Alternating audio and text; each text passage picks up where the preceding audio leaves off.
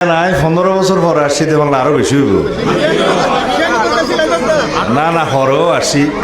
রাস্তায় না ইডো রাস্তা ঘুরে সময় জানি আডি গেছি অনার সালাম দিতে আসি আল্লাহর কাছে শুক্রিয়া জানাই যে বহু বছর পরে আল্লাহ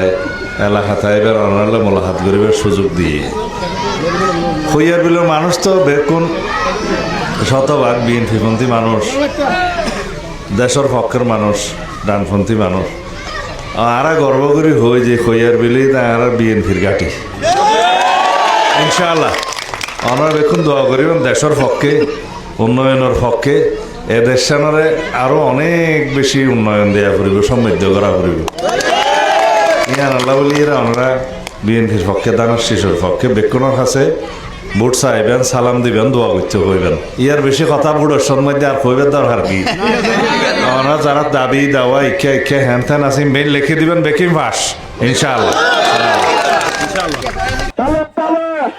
তাল হারালে আর পাবো না আমরা কারা তোমরা কারা কয়ার বিলের কোথায় কালের মা বোনেরা বড় মুরব্বী সবাই বলে বেরোচ্ছে ইনশাআল্লাহ কোন সমরকা সবাই বলে তালে তালে তাল হারালে এদেশের জনগণের ভাগ্য উন্নয়নের জন্য এদেশের গণতন্ত্রকে শক্তিশালী করার জন্য 2024-এর ছাত্র গণ অভ্যুত্থানের শহীদদের প্রত্যাশা পূরণের জন্য জন আকাঙ্ক্ষা পূরণের জন্য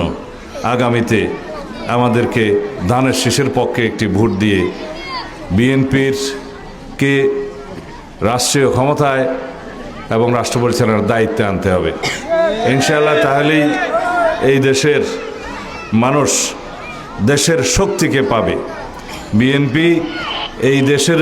মানুষের গণমানুষের রাজনৈতিক দল বিএনপির যা কিছু উন্নয়ন পরিকল্পনা রাষ্ট্র ভাবনা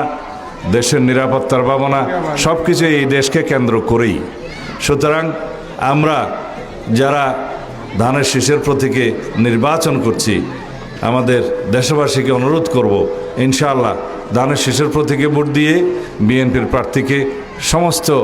জায়গায় সারা দেশে আপনারা জয়যুক্ত করুন ইনশাআল্লাহ বিএনপি সেই রাষ্ট্র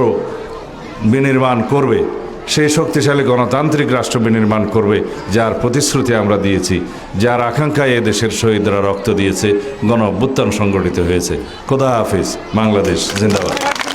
খবরের কাগজ নিখাত নির্ভীক নিরপেক্ষ।